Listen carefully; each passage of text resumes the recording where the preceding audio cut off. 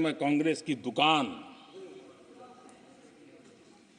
ताला लगने की नौबत आ गई है। और ये दुकान हम नहीं कह रहे, आप लोग कह रहे हैं। आप लोग कहते हैं दुकान खोलिए, सब जगह पे बोलते हैं। दुकान को ताला लगने की बात आई। दुकान बंद करने की ऐलान हो गया है। यहाँ हमारे दादा अपनी आदत छोड़ नहीं पाते हैं, वो वहां से बैठे बैठे कमेंट कर रहे हैं परिवारवाद की। मैं जरा समझा देता हूँ आज, माफ करना अध्यक्ष महोदय, मैं जरा समय ले रहा हूँ आज। हम किस परिवारवाद की चर्चा करते हैं? अगर किसी परिवार में अपने बलबूते पर जन समर्थन से एक से अधिक अनेक लोग अगर राजनीतिक क्षेत्र में भी प्रगति करते हैं, उसको हमने कभी परिवारवाद नहीं कहा है। हम परिवारवाद की चर्चा वो करते हैं जो पार्टी परिवार चलाता है, जो पार्टी परिवार के लोगों को प्राथमिकता देती है, जो पार्टी के सारे निर्णय परिवार के लोग ही करते हैं, वो परिवारवाद है। न राजनाथ जी की कोई पॉलिटिकल पार्टी है, न अमित शाह की कोई पॉलिटिकल पार्टी है। और इसलिए जहां एक परिवार को पार्टियां लिखी जाती हैं, वो लोकतंत्र में उचित नहीं है। लोकतंत्र में पार्टी अनेक एक परिवार के 10 लोग राजनीति में आए, कुछ बुरा नहीं है। हम तो चाहते हैं नौजवान लोग आए।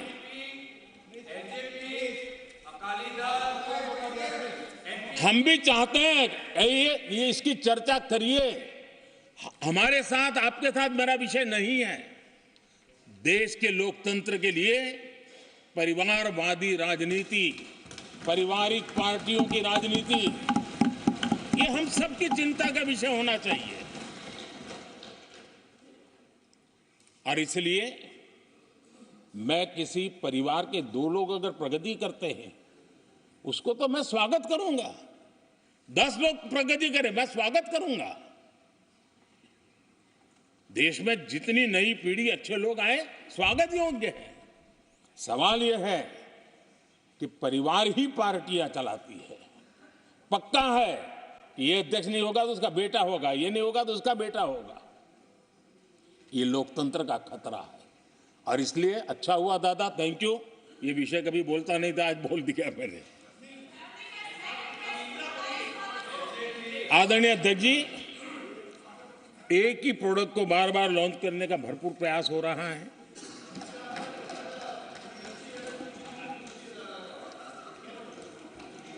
आदरणीय अध्यक्ष जी, कांग्रेस एक परिवार में उलझ गई है। देश के करोड़ों परिवार की आकांक्षाएं और उपलब्धियां वो देख पा ही नहीं रहे, देख सकते नहीं। अपने परिवार के बाहर देखने की तैयारी नहीं है। और कांग्रेस में एक कैंसिल कल्चर डेवलप हुआ है। कुछ भी है कैंसिल, कुछ भी है कैंसिल। ये एक ऐसे कैंसिल कल्चर में कांग्रेस फंस गई है। अगर हम कहते हैं मेक इन इंडिया, तो कांग्रेस कहती है कैंसिल। हम कहते हैं आत्मनिर्भर भारत, कांग्रेस कहती है कैंसिल। हम कहते हैं वोकल फॉर लोकल, कांग्रेस कहती है कैंसिल। हम कहते हैं वंदे भारत ट्रेन, कांग्रेस कहती है कैंसिल। हम कहते हैं संसद की नई इमारत, कांग्रेस कहती है कैंसिल। यानी मैं हैरान हूं, ये कोई मोदी की उपलब्धियां नहीं है, देश की उपलब्धियां है।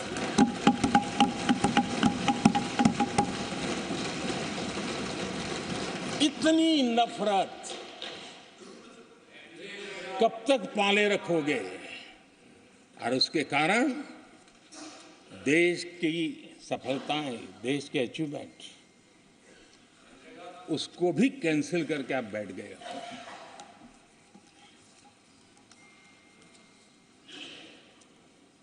आदरणीय अध्यक्ष जी, राष्ट्रपति जी ने विकसित भारत के रोड मैप पर चर्चा करते हुए आर्थिक पहलुओं पर विस्तार से चर्चा की। अर्थव्यवस्था के मूलभूत जो आधार है, उसके की बारीकी से चर्चा की। और भारत की मजबूत अर्थव्यवस्था को आज पूरी दुनिया सराह रही है, पूरी दुनिया उससे प्रभावित है। और जब विश्व संकट से गुजर रहा है तब तो उनको और ज्यादा अच्छा लगता है। G20 समिट के अंदर सारे देश ने देखा है कि पूरा विश्व भारत के लिए क्या सोचता है, क्या कहता है, क्या आशा करता है।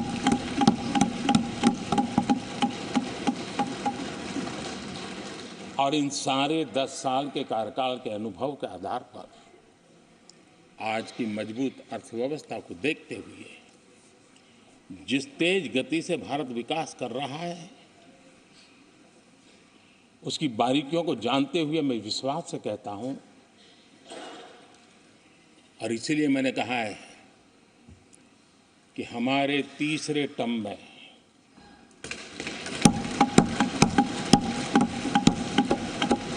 भारत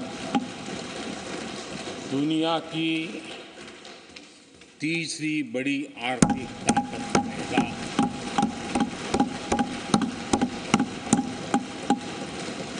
और ये मोदी की गारंटी है।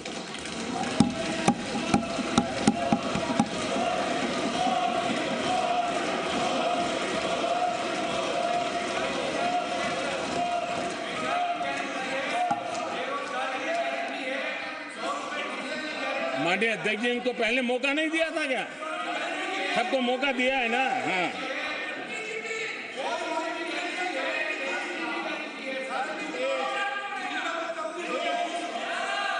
आदरणीय अध्यक्ष जी,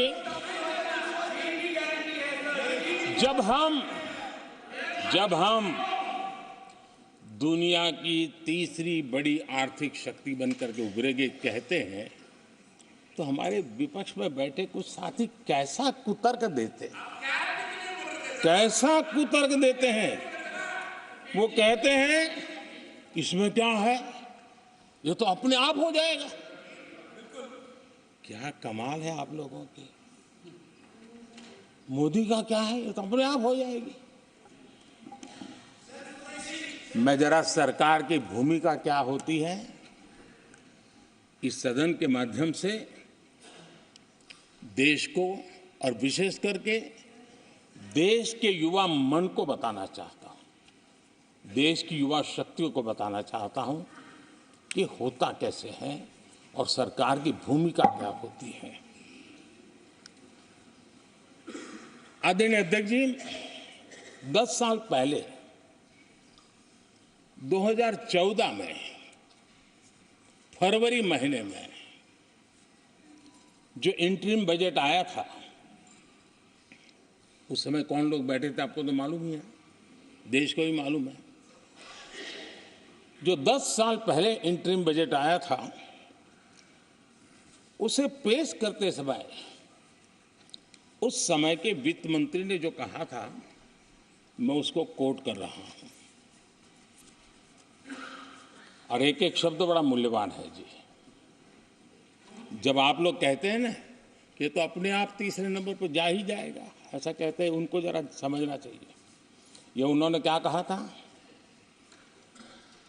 आई now wish to look forward and outline a vision for the future. Vision for the future. पूरे ब्रह्मांड के सबसे बड़े अर्थशास्त्री बोल रहे थे। I now wish to look forward and outline a vision for the future. आगे कहते हैं, I wonder how many have noted the fact that India's economy, in terms of the size of its GDP, is the 11th largest in the world. यानी 2014 में 11 number पहुंचने पर क्या गौरवगान होता था। आज 5 पर पहुंच गए और आपको क्या हो गया? आदरणीय अध्यक्ष जी, आदरणीय अध्यक्ष जी,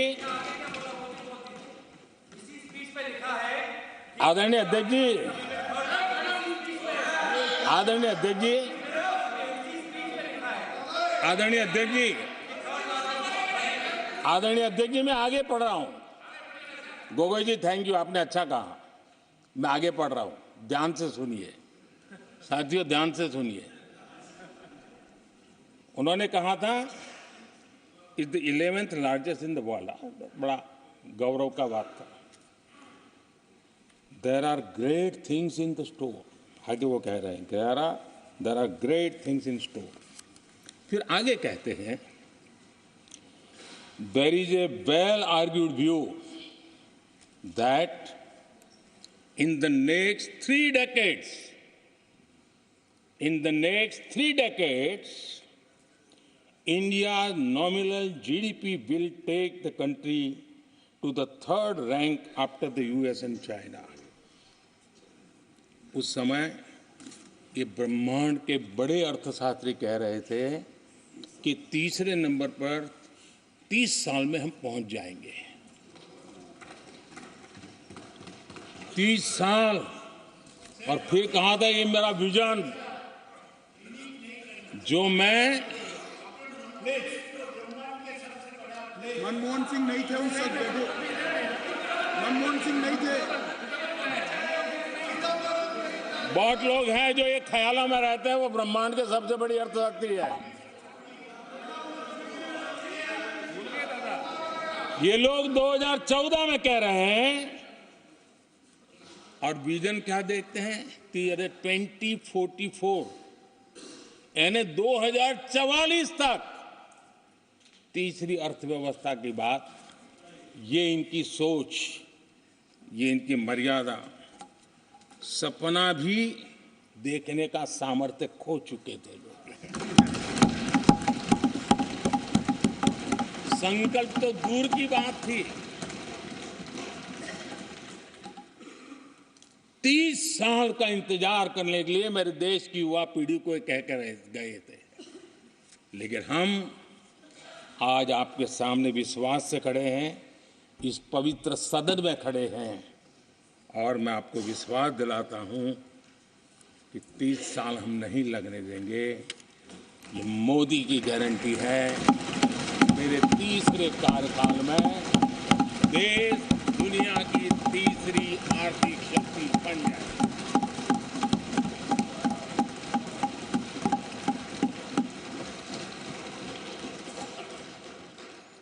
कैसे लक्ष्य रखते थे, उनकी सोच कहां तक जाती थी, दया आती है।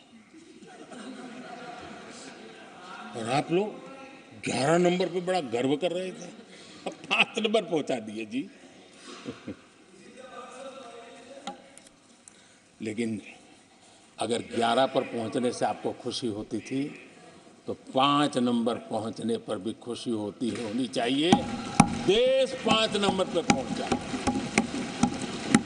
आपको खुशी होनी चाहिए। किस बीमारी में फंसे पड़े हो आप।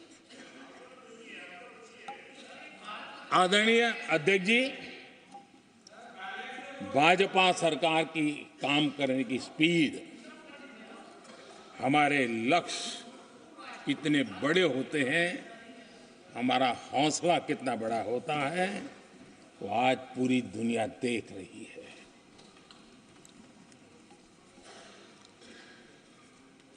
और आदरणीय अध्यक्ष जी, एक कहावत है हमारे उत्तर प्रदेश में, खास एक कहावत कही जाती है, 9 दिन चले 2.5 कोस।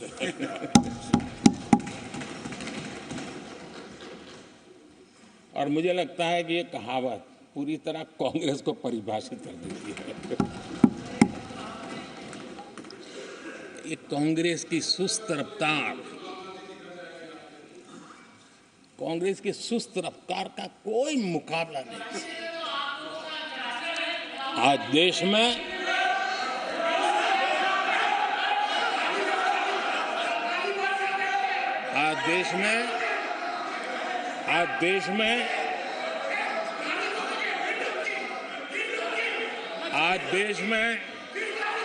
जिस रफ्तार से काम हो रहा है, कांग्रेस सरकार